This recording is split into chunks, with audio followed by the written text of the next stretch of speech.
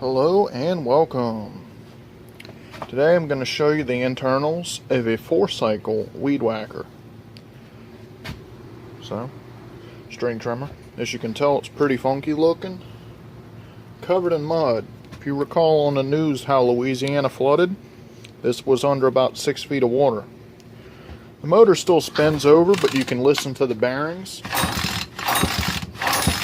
Sounds terrible. It's probably got dirt in the bearings. So this motor really can't, it's not price-wise worth it to rebuild and make it work again. Before we get into this, I'm going to give you a quick overview on the difference between a 4-cycle and a 2-smoke. 2-smoke is what your normal weed whacker is. Say perhaps this one, where you mix the oil and the gas together. This one you do not. The oil is separate from the gas. It burns straight gas. Move over to my crudely drawn pictures over here and give you a quick overview of the differences. 2-smokes are very simple. You have the intake, aka carburetor, where the fuel and air is mixed together in the right ratio. It's brought in through this port. As the piston goes up, it draws it into the crankcase, where it lubricates everything. As the piston comes down from a power stroke, it pushes the fuel and air through these little side ports on either side of the piston. Goes up into the top end here. It also pushes the exhaust out as it's doing so. So, as it's coming down, it's pushing fuel into the combustion chamber, and as it's going up, it's pulling fuel into the bottom chamber. Pretty simple. We move over to the 4-stroke cycle, which has 4 different strokes. You have intake, compression, power, exhaust. So you start here, intake, where your carburetor would be. Valve opens, piston draws down, pulls fuel air mixture into the cylinder. Piston begins to go back up, it closes the intake. That's your compression stroke. Gets right to the top, spark plug pops it off, it goes back down. That's your power stroke. Comes back up again, the exhaust valve opens, blows out the burned mixture. As you can see, there's a separate chamber where the oil is that lubricates everything down below. You have basically three different types of engines in a 4-stroke. Overhead valve, where the valves are above, but they're driven by push rods. Overhead cam, where the valves are above, driven by a camshaft. There's overhead dual cam. There's all kinds of variable cams. Not going to get into that, just the basics. You also have the old school flathead, which is in most of your lawnmowers. Move over to this one and give you a basic, crudely drawn of each of the different types of 4-stroke engine. Overhead valve, you have the camshaft based off of the crankshaft. They're timed together to where they open at the right time and everything. Usually the valves are together, that's why I only show one. So there's going to be one, then the other behind it. Camshafts usually driven off the crankshaft by a gear, sometimes they're chain driven. Spins, pushes a tappet and a push rod, goes up to a rocker arm, where the back side of the push rod pushes up, it pushes the valve down. And so you have your 4-stroke there. Overhead cam, instead of push rods, it's simply a chain, or in the case of Hondas, a belt that goes to the top and transfers the motion of this to the camshaft. Spins over the valves accordingly. The flathead, which is the old school style, very inefficient, but they still use them in lawnmowers everywhere. You have the cam and the crank, which are gear driven together. A tappet sits on the crank and cam. As the cam spins around, pushes the tappet up and down, which in turn pushes the valve up and down. They sit on each other. There's really no mechanical to it. It just sits there, and as it moves, it moves. The crank, or the combustion chamber, which is up here, is larger because the valves are connected off to the side, which makes it very inefficient. But that's your basics. Now that class is over, we're going to get into tearing this apart.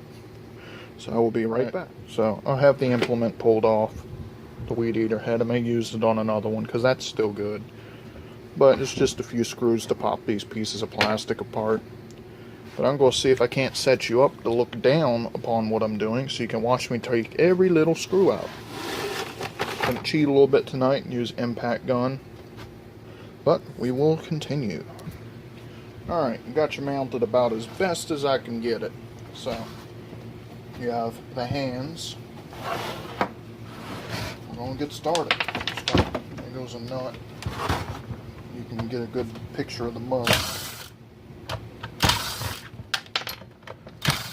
This is the trouble you got to go through if you ever pop a spring. There's your little cover, garbage. This little thing, garbage. See, here you have your cable for your throttle. I'll work it out of here. Maybe. Come on. Nope. Doesn't want to cooperate, eh? No, there it goes. Garbage. Feed this guy through. Have a nice little kill switch here, which is destroyed from the flood. Garbage. Since this is no use, snip, garbage. Alright, let's take this front cover off here. Oh boy. I'll get a different size. That's one thing about these little things, they got so many different little sizes going on. I just have to use a flat head for that.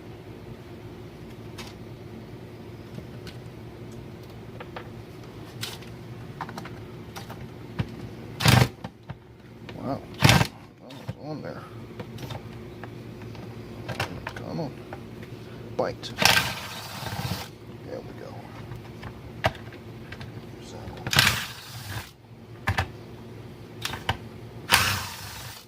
Okay. Let's hold it in place still up here.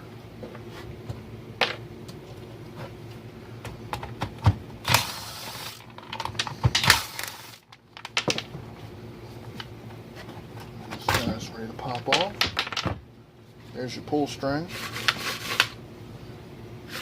Oh, this little plastic piece here that catches the front of this flywheel here. It'll catch, and when the motor catches, the centrifugal force to keep these out to where they don't contact the little piece anymore. That's simple enough. Here's your Magneto. As this spins around, it's got two little magnets on it right here.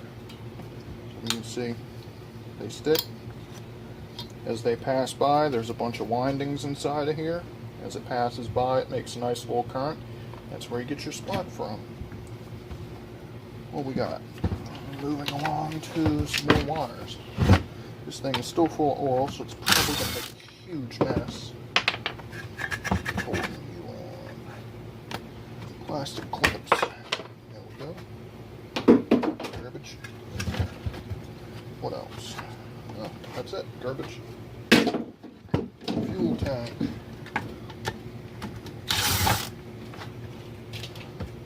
Just holding that on. Nothing. Garbage. Actually, I will keep that fuel cap. Those are useful. Alright, let's pop this carburetor apart. It's nice and nasty. Oh, yeah. Garbage.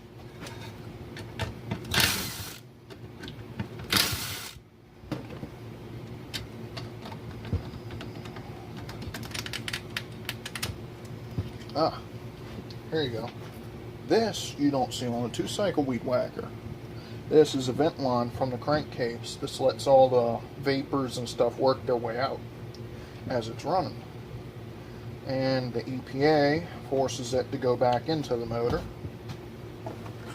So that is garbage. That's part of the reason why that thing was so oily and nasty. Throttle cable, not garbage. We'll keep him. Carburetor might be rebuildable. Pop this off. Start to get down into the meat and potatoes here. Garbage. Alright. Heat shield. Garbage. Let's get over. See if this will pop this off. This is your exhaust. Off muffler. It's got a heat shield. Here's the actual muffler. Ew. Another heat shield. Garbage. Now we're down to the base of the base. Can't get much more removed stuff than that. Let's see. Magneto. Or CDI box, whatever you want to call it. Capacitor discharge. Possibly garbage. I'm going to test it and make sure. Usually those don't go bad when they get wet. But now we're down to bases of the motor here. So you got flywheel, crankshaft, cylinder, intake, exhaust. Valve cover, which I'll pop off right now. Looks like this is push rod style motor. So it's overhead valve, but it has push rods. Oh, yummy. Here's the little rocker shafts I was telling you about. So you have push rod comes up. When it pushes up, it makes the rocker shaft do this. And push down the valve. It's going to have little baby valves in it. It's going to be cute. Alright, let's see. There's a little gasket. Let's see. I guess we'll take the top end off first.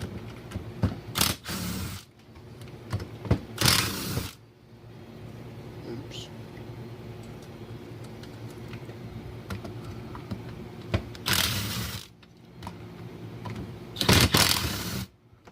Alright, we'll pop this off. Those push rods are going to fall out of where they used to live. Not worried about it. Motor's junk anyway. Should come loose. There it is. Alright, so here's your cylinder. You can see the little valves down in there. Can you? Maybe. Let me get a flashlight. Ugh. I want my flashlight all nasty. Alright.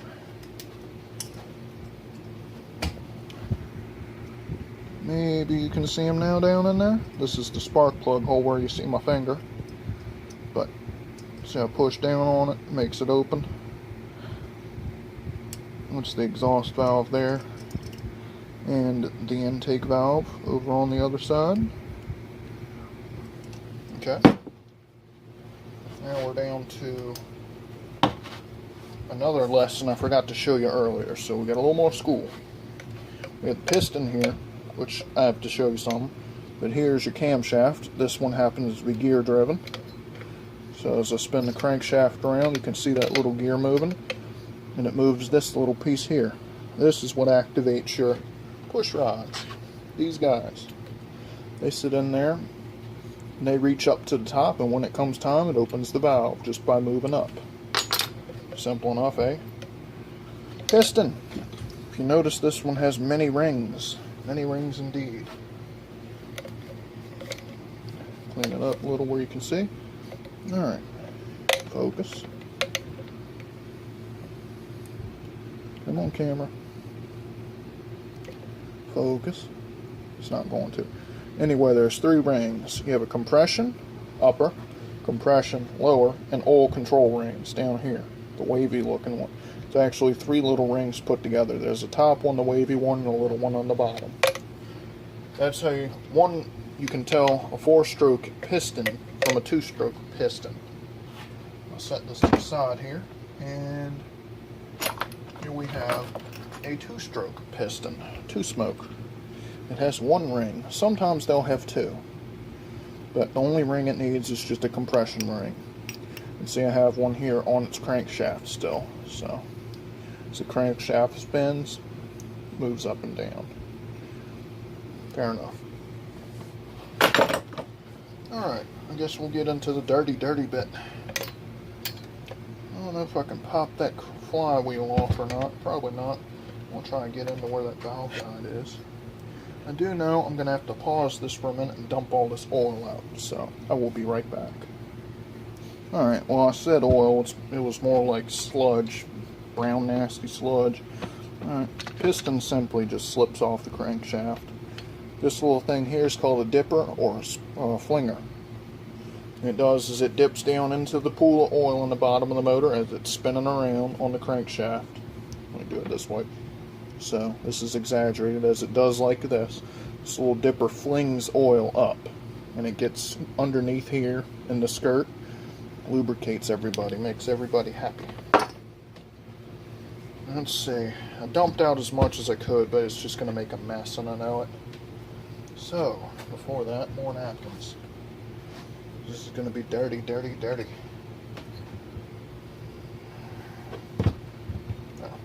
Here's the oil plug to see how nasty that is. When your oil looks like this, give up. It had major water in it. Take off the sump, which is basically what this is the oil pan.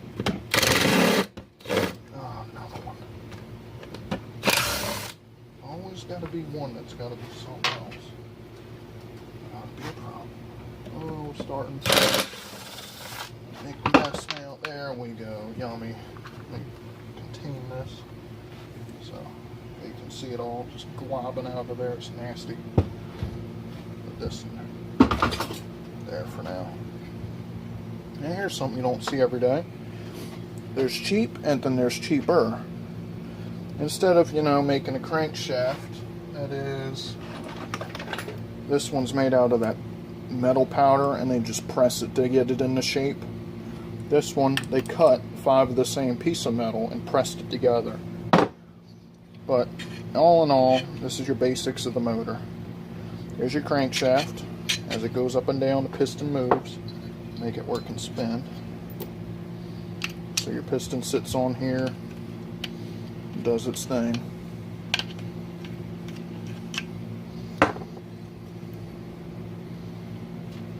Got a little bit of play in the bearings, but that's about it. Maybe I'll pause for a minute and figure out how this guy's attached, and I will get back to you. Or is it just... Nope, it's bolted in. I'll pop that off real quick, just for you. Just because you're watching my video, I will pop that off so you can check it out. I gotta figure out what size those are. Tiny, I'm sure. Let's see. Nope. Yes. Probably shouldn't use the impact, but I'm lazy. Ooh. There's one. There's two.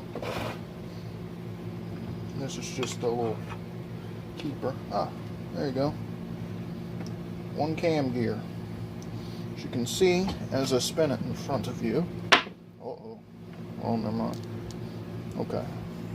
If you watch as it spins around, how there's the space here between the gear teeth and that edge, how it bumps up right there, that's actually what makes your cam work. When that pops up, pushes the push rod up, that falls, pushes the push rod up, in turn opening the valve. Because I don't feel like pulling this flywheel, I'll let you look down in there. You can kind of see that gear all the way in there. That's the opposite of the cam gear. That's what spins it around. So, all in all, that's the basics of a 4-stroke weed whacker engine. Pretty cool, eh? Well, if you enjoyed this video... Oh, whoa. Before I close this, I'm sure you want to see the tiny baby valves. I mean, they gotta be so adorable. And probably pop them out of there by hand. Don't even need a tool. Oh wait, I am a tool. There we go. Keeper. Spring. Valve seat. Valve. Oh, look how cute it is. And set it on my fingertips. Little baby valve. Compare that to... Do I have any other valves up here? I did, at one time, have... There we go. Exhaust valve from a weed whacker. Exhaust valve from a Briggs & Stratton 5 horsepower. big difference. I mean, this one's almost, the valve seat is as big as the shaft on this valve. Crazy. But there you have it. If you liked the video, please comment, rate, subscribe. Have an awesome day, and stay greasy.